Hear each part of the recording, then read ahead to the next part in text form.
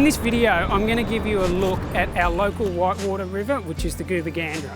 There's really a bit of everything in this river. There's technical whitewater, grade 3. There's more beginner-friendly section as well. Good intermediate water. Depends on what you're into. Hard boats or packrafts, it doesn't really matter. I'm going to be running this in a packraft today, and we're going to jump from here up to the start, and away we go. First section in our guide on the Goobarragandra River is Mack's crossing down to Rock Flat. So this is a really nice section. It's the paddlers section. This is the section that's got a nice series of rapids. We've got rapids such as the staircase and the S-bend. It's also more commonly referred to as the gorge. While it may seem like I'm paddling solo through this section of river, I've actually got Pat with me. My preferred group size is 3 or 4. If you're paddling solo, the risk is a lot higher, so it's not something that I recommend. Just past Peak River, come around a sort of a sweeping left-hand corner, and then we hit the first rapid, which has got 2 steps in it. Pretty much always fairly clear, but as always, it's worth having a bit of a scout just to see what it is and pick your line.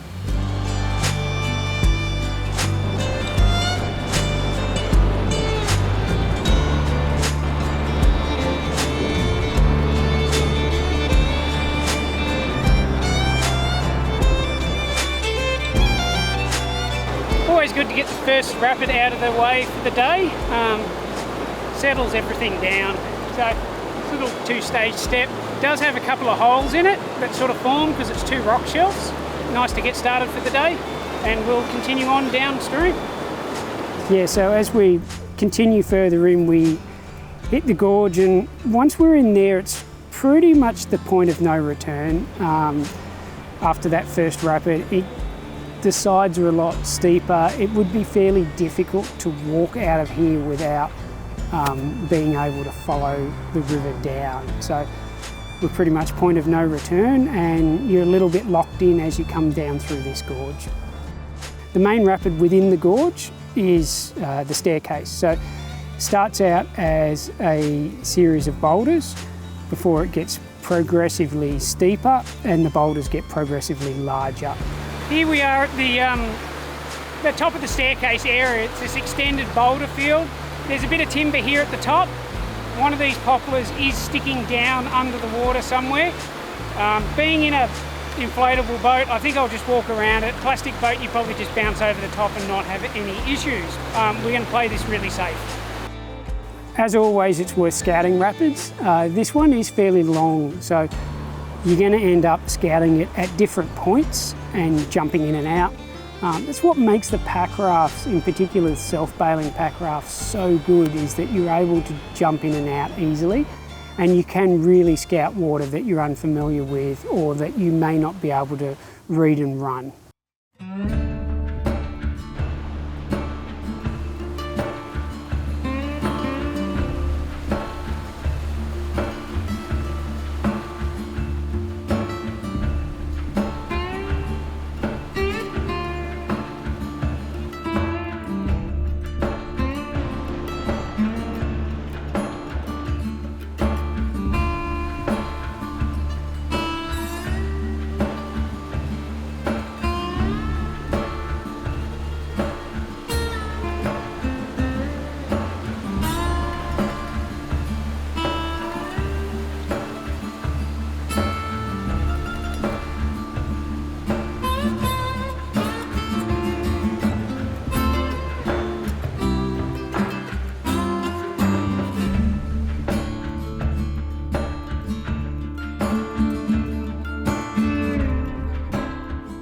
Once you make it through the staircase, you've then got the S-bend.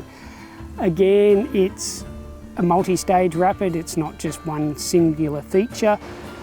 There's a couple of obvious boulders in the middle of the river, so it is one that you are able to read and run a little bit more, although if you're very unfamiliar with it, it's worth getting out and scouting. It can form a bit of a hole at the bottom depending on water levels. The nice thing about this rapid is it does have some large boulders that you can eddy hop your way down for the most part. So if you've got that within your skill set, then it is great to be able to jump between and behind those boulders as you go down. If you're a little bit not as confident in being able to eddy hop as well, then it's very much worth jumping out at the top and going for a walk down the whole rapid just to make yourself a little bit more familiar.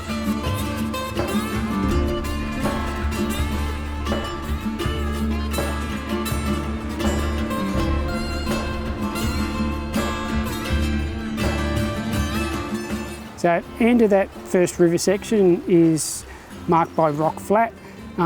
Great place to camp. It's a National Parks campsite, so you'll find it on their booking system. It's your pull-out point for the top. It's also your setting off point for the next section of river. So straight after rock flat, you've got a small rapid, sort of ducks around left and right, just above Camp Hudson.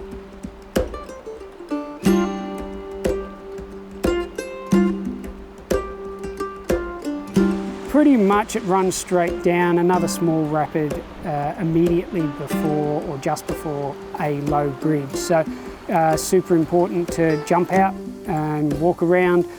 Be really respectful of landowners. Access is difficult on rivers at any time, so please take care. That low bridge can be quite dangerous depending on the water levels.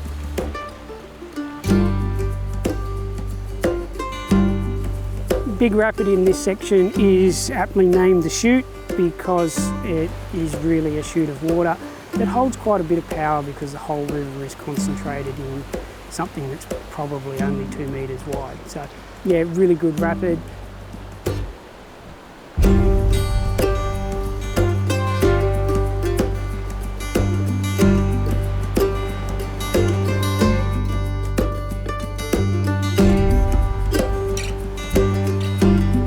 Chute's a fun one. Depending on the level, it can develop some decent sized holes there. So if you pick the wrong line through there, you are going to go for a swim. Really important to have safety set up as well. The Chute is actually a really easy one to walk around. So if you're uncomfortable at all, please walk around it. Another couple of small rapids before we hit Thomas Boyd. And Thomas Boyd Trackhead is another great public access point, great place to spend the weekend.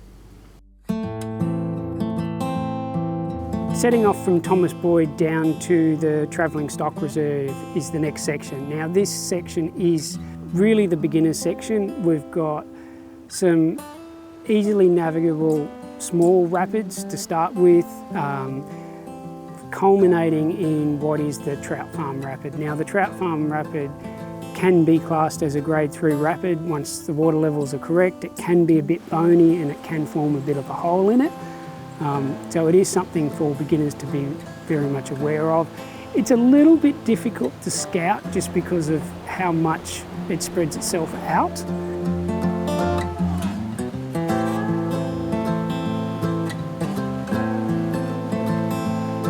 That section of river between Thomas Boyd and the Travelling Stock Reserve is really the perfect section for beginners and the perfect section for people with packrafts that are just starting to get into paddling some whitewater. We've just finished the section from Thomas Boyd down to what we call the Trout Farm. There's actually the TSR, so the Travelling Stock Reserve, below the Trout Farm Rapid. So that's your public entry and exit point from the river. This section can be linked up with doing from Mack's Crossing all the way down, and that's a really popular route for kayakers at higher water levels. If you're pack rafting, it's going to take you a longer period of time because there's quite a bit of river to cover.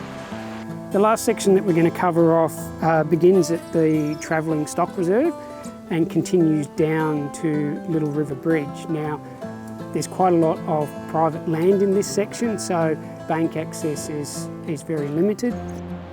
The bridge directly after the Travelling Stock Reserve forms a bit of a chute, for want of the better word, that you can run straight under. It's quite a deep section of river there, not really a low bridge hazard, that one. That then continues down through another rapid that we run river right, and then after that we come around to the first major hazard and what is one of the major hazards on the Goobarragandra River, which is the waterfalls which we call Buckley's Falls.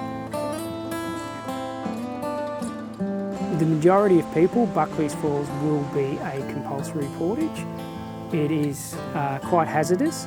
You can actually just see down here how much timber gets deposited down through here. All this comes down the Goobarragandra River system. So it's important to note that as it comes down the river, any of this stuff could end up, you know, tucked up inside something like the waterfall here or any of the other rapids. It has been kayaked and is kayaked by people with the appropriate skill level. That's beyond the scope of this video, so you know, for today we're just going to walk around it and give you a really good idea of what's here. We've got a couple more minor rapids, then the river really heads away from the road here and gets off into some remote farmland. It starts to form a gorge and we end up locked back into another gorge section that doesn't really have a walkout and is very committing. In this section is another portage. There is a sieve here where a couple of large boulders form a sieve in the river. It's not a particularly nice place to be. Not only is there that sieve, there's also some timber there to further make it a worse strainer hazard. There is the option of being able to go around on the left-hand side at certain water levels. It's just not a pleasant experience whichever way you go. This is the hazard that makes this river, combined with Buckley's Falls, this section of river is more for an advanced paddler because you need to be fully aware of these hazards, but there isn't a lot of interest in this river section to keep you happy as an advanced paddler at these levels.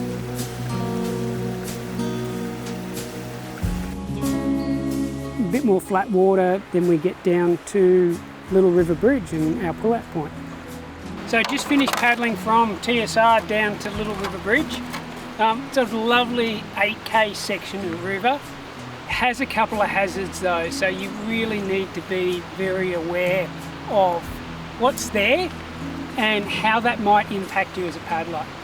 Why should you come and paddle the Goobarragandra? The Goobarragandra, with its couple of campsites on it, at the right level, is a wonderful river for beginner and intermediates. It's got a bit of everything in there. If you're an intermediate paddler and you want to take a beginner along, you can pick a section that's appropriate to them. If you're a couple of intermediate paddlers, you can head out and paddle the gorge section, camp by the river and run laps.